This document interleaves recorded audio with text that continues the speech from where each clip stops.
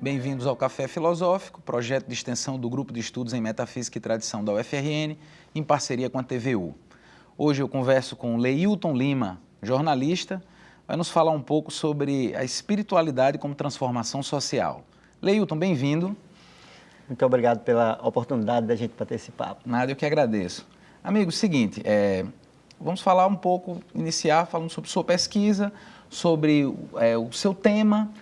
Como você encontrou esse escopo da espiritualidade e como essa espiritualidade se diferencia de religião propriamente dita? Então, eu tive uma origem política, de militância política, né? Essa militância ainda no final da ditadura militar, e ela se deu exatamente sob o guarda-chuva, né, da teologia da libertação do Frei Leonardo Boff, grande filósofo, né? Então, a partir dali, nós fizemos, inclusive, aqui no Rio Grande do Norte, as primeiras passeatas, né, durante a ditadura militar, e a gente chamava de Caminhada Pascal, né? Disfarçava, mas tinha os pirulitos, tinha as faixas, né? O padre Sabino Gentili, de saudosa memória, comandava, nos liderava nesse processo. E essa pesquisa foi se estendendo, porque eu sempre compreendi o ser humano como um todo, né? Que não estaria restrito apenas à condição material, né? E daí, essa pesquisa me levou a avançar para além das fronteiras da própria religião, né? Por quê? Porque é uma experiência questionadora, uma vivência em que os dogmas eles não completavam, né? Eles por si só não representavam as respostas que a gente estava buscando. E aí, essa busca questionadora, que na verdade ela é contrária ao princípio da própria religião, né? Levou a esse pensamento, né? Que ali a espiritualidade, né, mais fundamentada na experiência, fundamentada na própria ciência. Muito bem. Então, vamos discutir um pouco sobre essa questão de espiritualidade. A religião, a gente sabe que ela pode ser um instrumento de controle e ela pode ser nociva também para o fiel, né? Algumas sim, outras não, algumas vertentes sim, outras não, mas em termos gerais, eu imagino, pelo menos o pensamento filosófico contemporâneo, às vezes compreende a religião como algo limitador, né? Em que sentido o desenvolvimento de uma espiritualidade mais profunda pode me garantir a possibilidade de questionar, de pôr em crítica esses dogmas, muitas vezes tão rígidos e fechados, como os da igreja em geral?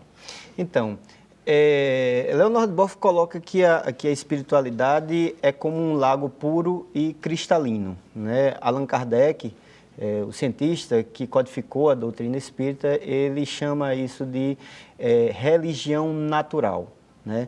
Na hora em que esse princípio espiritual ele chega ao ser humano, ele coloca a sua digital, cultural, né, temporal, enfim, ele macula esse pensamento. É como se esse lago de água pura e cristalina fosse canalizado, né?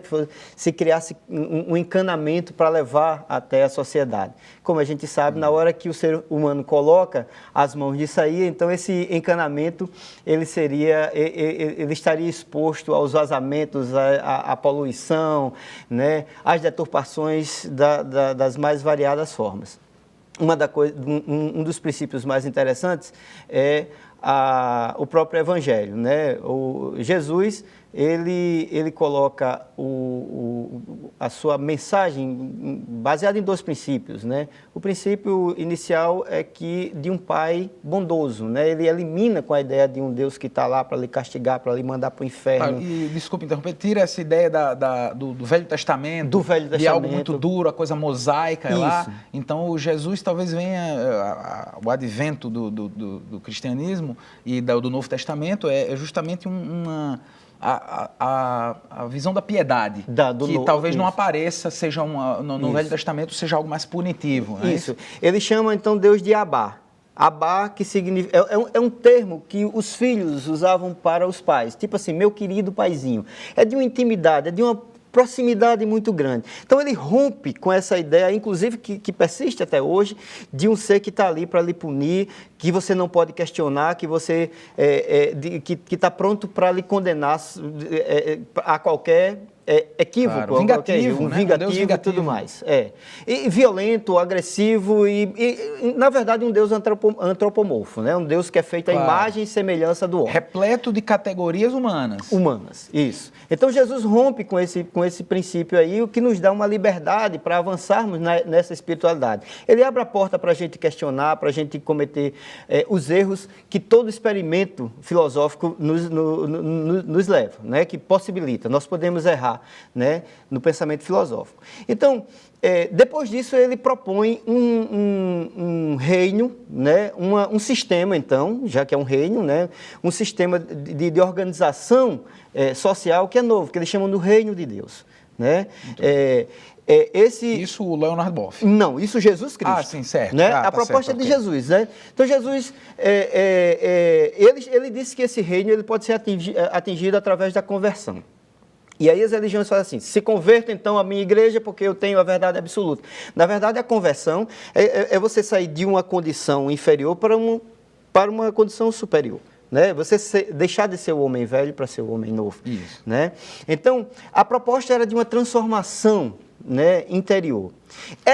Desculpe, a ideia do batismo também diz um pouco isso, A ideia do batismo é ritual, é o ritual lá ritual dos essênios. que limita o velho, o antigo, o homem desgastado e poluído pelo pecado até essa nova oportunidade. E aí se usa um ritual respeitando-se a condição evolutiva daquele momento. Né?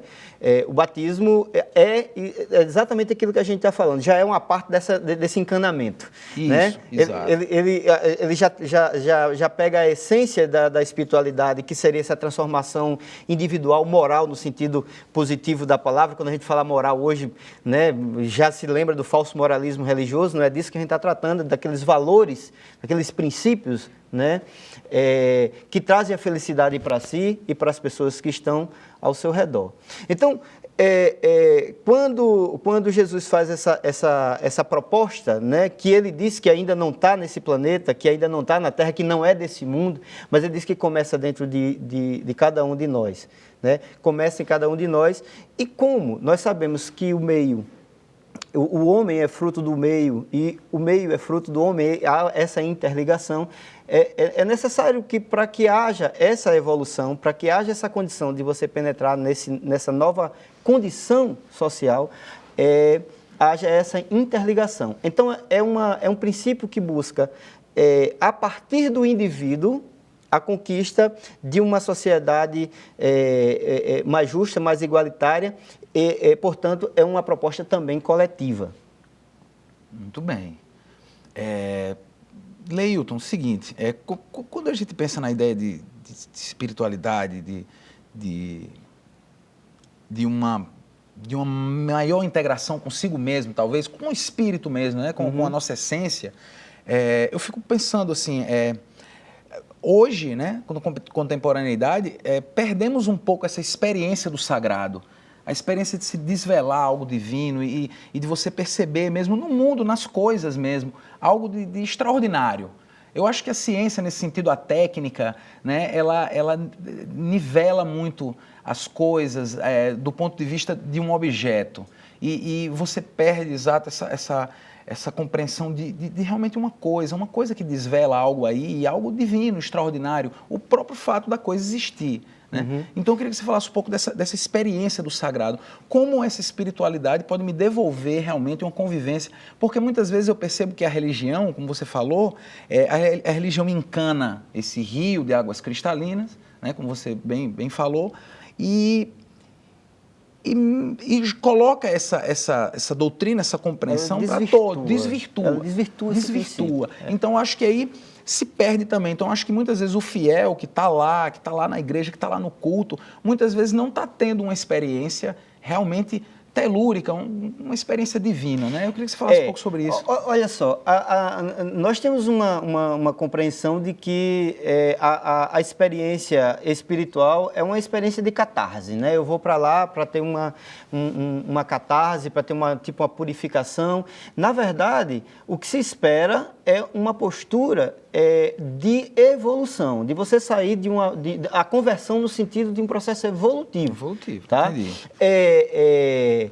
E aí, para isso, talvez até essa condição da ciência, ela auxiliou muito. Você tem um primeiro momento da barbárie, a religião ela chega para trazer alguns elementos morais, em que pese a proposta de Jesus ser essa nova sociedade, essa sociedade que comece nesse plano e que se experimente no plano material, que se experimente no plano individual, íntimo, né? E que se espalhe pelo planeta e que repercute, inclusive, no aspecto espiritual, na vida espiritual, no momento espiritual.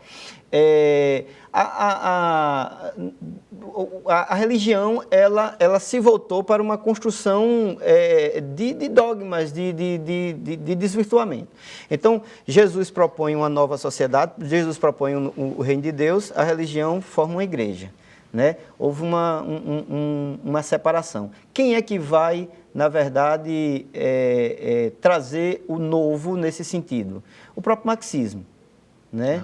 O marxismo ele acabou recuperando um pouco desse princípio que essencialmente era cristão.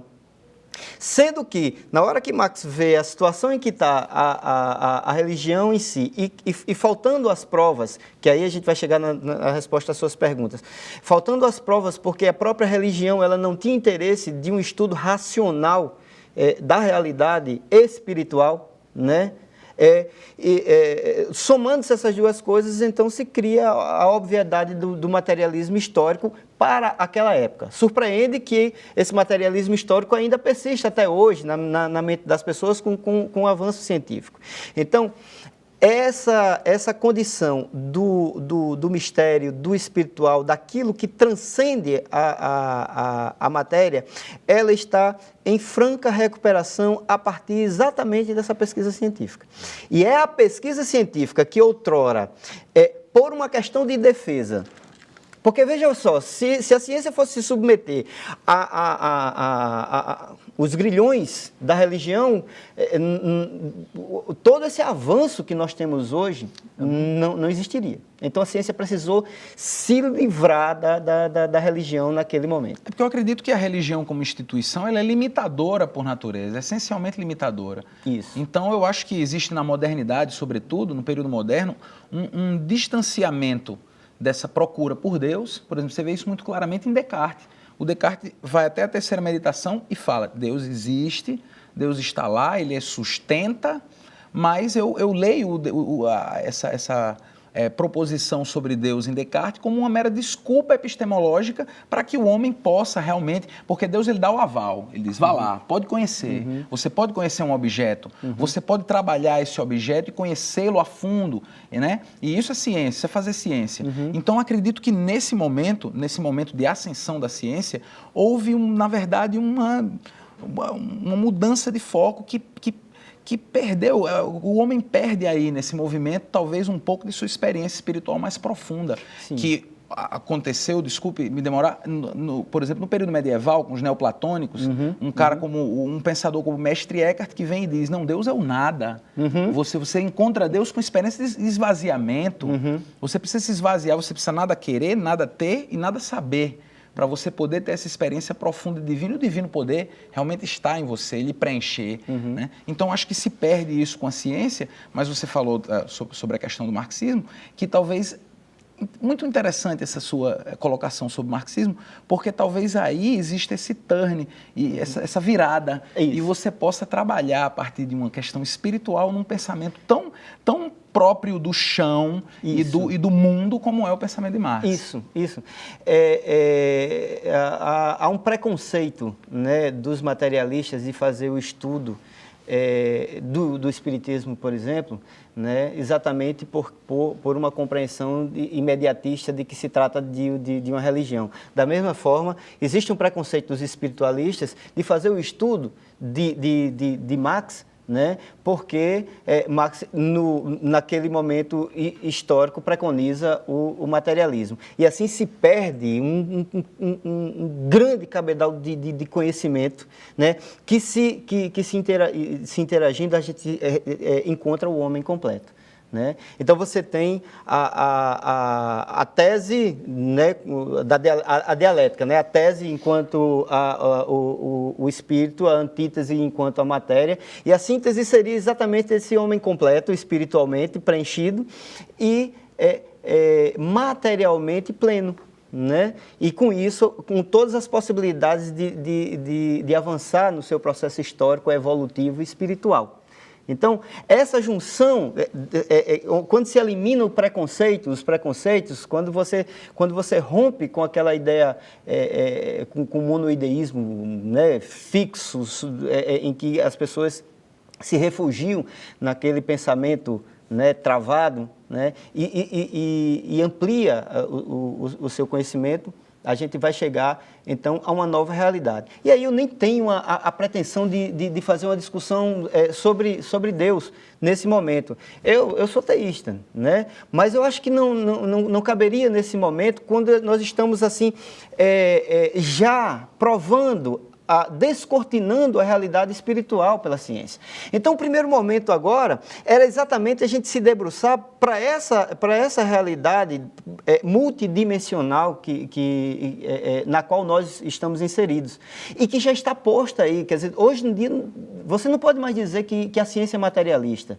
Né? Você tem inúmeros hoje pensadores... é pura metafísica. A metafísica se consuma como a ciência contemporânea. Porque os caras estão super cordas e essas coisas que estão num nível realmente de abstração absurdo. Isso. Pura teoria. E você pega, por exemplo, a física quântica, o nível de experimentação da física quântica é muito difícil. Enquanto que os experimentos, por exemplo, da ciência espírita são muito mais próximos. É possível experimentar, vivenciar esses experimentos de uma forma muito mais próxima, está muito mais próximo de nós. Significa dizer o quê? Que todo esse pensamento dessa realidade social que nós estamos buscando, desse reino de Deus, né? dessa condição nova, né? Está bem próximo de nós. E próximo, inclusive, da nossa compreensão. Agora, posso interromper? Próximo e acredito que distante ao mesmo tempo também. Paradoxalmente, próximo e distante. Porque eu acredito que, apesar dessa proximidade, está dentro da gente. Uhum. Essa capacidade de mudança, transformação, está inerente a nós mesmos. Uhum. Mas, ao mesmo tempo, somos desviados constantemente para outros tipos de vertente de conhecimento, como, por exemplo, a religião. Então, Sim. te pergunto... você acredita, né? Você acha que há uma possibilidade de acontecer realmente uma mudança profunda social a partir dessas diretrizes espirituais não religiosas? Só tem essa saída. Veja bem, quando você faz uma proposta de transformação social, acreditando na violência das classes menos favorecidas, numa revolução armada, por exemplo, você coloca a violência das classes burguesas, digamos assim, a violência das elites dominantes, em contraposição a uma violência da classe trabalhadora, do proletariado. Então você não tem a dialética aí, porque você tem dois princípios iguais se confrontando. Para que a gente avance, era preciso ter uma antítese a essa violência, que é exatamente a questão da humanidade. É exatamente essa percepção da busca da justiça, da paz, do amor, que, como ficou aprisionado no conceito religioso, a gente não acessou ainda dentro de uma visão racional. E desculpe mais uma vez, muitas vezes justiça, paz e amor é tudo que não é encontrado dentro de uma igreja. Com Não é certeza, verdade? com certeza. Né? Há uma preocupação muito mais de se garantir os seus dogmas do que de se divulgar, por exemplo, de se pregar a espiritualidade naquele sentido que a gente falou originalmente. Claro, porque a religião termina sendo um meio de dominação também, né? A gente estava até falando, esses Valdemiros da vida aí, eles é absurdo isso, né? Você liga o canal da TV de madrugada e você vê o cara realmente extorquindo e você vê o cara cobrando 30%. Criando o trízimo, né? O trízimo. Isso aí é brutal. Então você tem a outra alternativa, que seria uma alternativa muito mais própria. Sim. E muito mais individual, singular nesse sentido. Sim. E mais difícil também, consequentemente. Sim. Porque é uma mudança que tem que... É uma transformação. É uma conversão. Uma conversão. E que tem que partir... Na verdade, a conversão religiosa, ela está muito alheia. Você se converte indo lá e aceitando o que tem a dizer. É superficial. É superficial. Então, essa conversão originária, que eu estou apelidando assim, essa conversão sua, espiritual, ela é muito mais difícil, acredito eu. Ela é um processo de conhecimento. Por isso que ela precisa ser coletiva, por isso que a gente não está falando aqui de uma questão individual, por isso que precisa transformar a sociedade. Porque nessa transformação da sociedade, a sua conversão vai auxiliar na minha. Esse coletivo vai auxiliar no meu processo de conversão. Isso, mas entendeu? Eu não quero seu dinheiro. Não. Entendeu? Até porque a questão do dinheiro dentro do próprio evangelho é super contestado, né? Jesus disse que é mais fácil um camelo passar no buraco da agulha do que um rico entrar no reino dos céus. Mas esse buraco da agulha, às vezes a gente imagina, né? Lendo, às vezes a gente pensa que ele está falando de uma agulhinha, né? Mas na verdade eram umas entradas que havia. Né? Isso é uma tese de um frade mas nunca ninguém encontrou essa portinhola no formato de agulha. De verdade pode ter sido um erro de tradução, da palavra camelos, que significa corda grossa em grego. Né? Eu acredito que essa seja a mais lógica, né? Porque uma corda grossa não pode entrar no buraco de uma agulha. Isso. Então, essa realidade das classes mais abastadas, que tem o desafio muito maior, né, dessa conversão, tem um desafio muito maior de se livrar dos bens materiais, que é muito mais difícil do que, por exemplo, o pobre. Né? É uma tarefa existencial mais difícil você romper com valores materiais e compreender que essa nova realidade social, né, vai obrigar a que os ricos, né, essa classe, a elite, essa pequena parcela da humanidade, ela se despoje dos seus bens materiais, como o jovem rico, né, do Evangelho. Né, que queria seguir ele, disse, olha, você vai, vende tudo, né, distribui com os pobres, vem e segue. Né? E aí o jovem não topou a parada, né, porque era muito apegado aos bens materiais. Então essa é uma condição psicológica humana, é uma neurose da síndrome da escassez. Né? Nós temos essa síndrome da escassez que faz com que a gente busque o tempo todo estar acumulando porque acha que não tem para todos. Né? Entendi. E essa é uma das conversões que nós precisamos fazer. Né? Essa compreensão de que há para todos, tem para todos no mundo, basta que haja justiça social. Né? E aí essa justiça social, ela tem tudo para vir a partir dessa dialética evolutiva, dessa dialética que pode ser chamada a dialética espírita, porque é onde você encontra os fundamentos mais aprofundados, né, dessa lógica racional. É onde, inclusive, você pode questionar e nesse questionamento fazer avançar esse pensamento ainda mais. Né? Então, nós temos E é interessante que esses postulados, eles são desconhecidos, inclusive de muitos que professam o espiritismo enquanto compreensão de vida.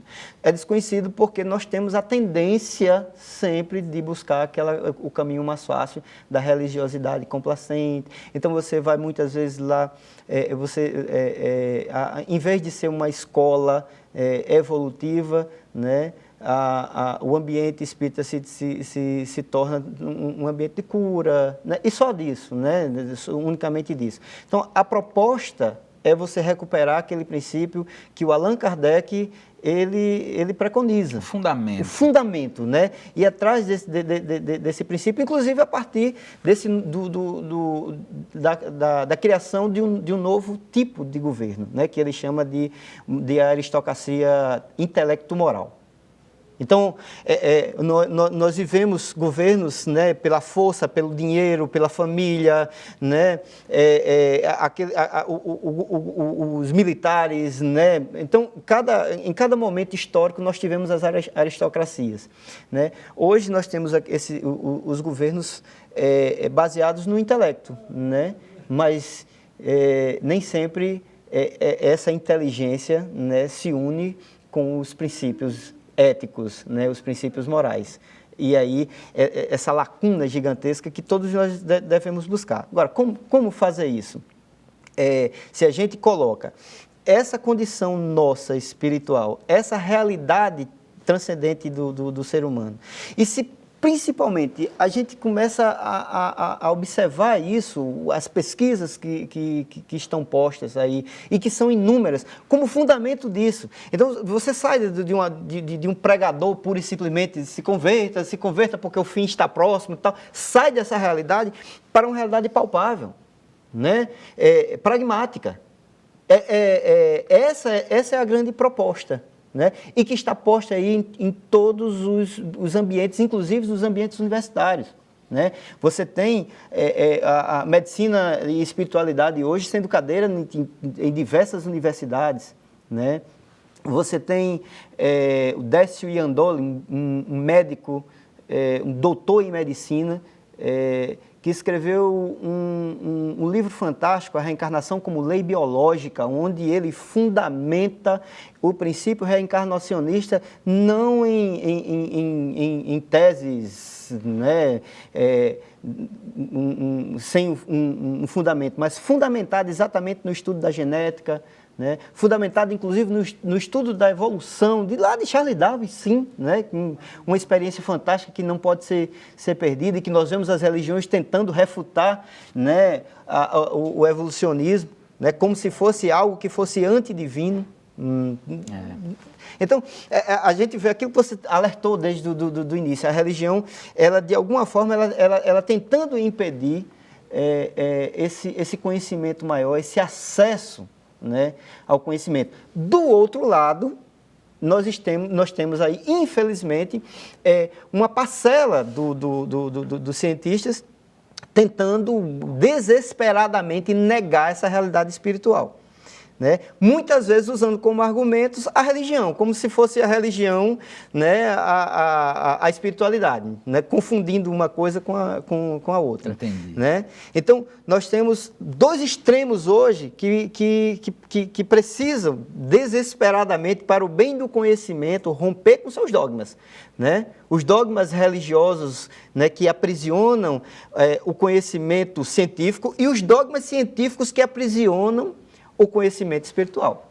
Poxa, Leilton, impressionante. Infelizmente, nosso tempo acabou, já estourou. Realmente, essa conversa rende muito, né? Rende. Queria lhe agradecer, participar aqui. Conversei com o Leilton Lima. Você que está em casa, semana que vem tem mais. Até lá.